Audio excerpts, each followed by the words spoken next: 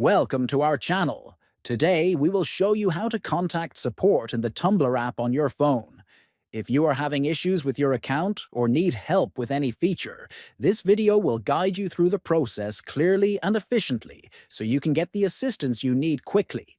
First, open the Tumblr app on your mobile device. Next, tap on the profile icon at the bottom right. Then, in the top right corner, tap on the settings icon.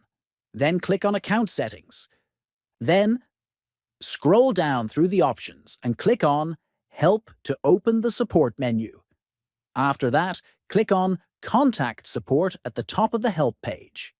Here, you will see a list of categories related to common questions and issues. Choose the category that best matches your problem. Once you have selected the category, enter your message explaining your issue in detail. If you have any relevant attachments, such as screenshots, you can add them at this stage.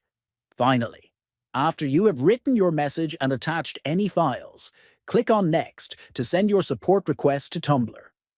Once your message is submitted, the support team will review it and get back to you with assistance.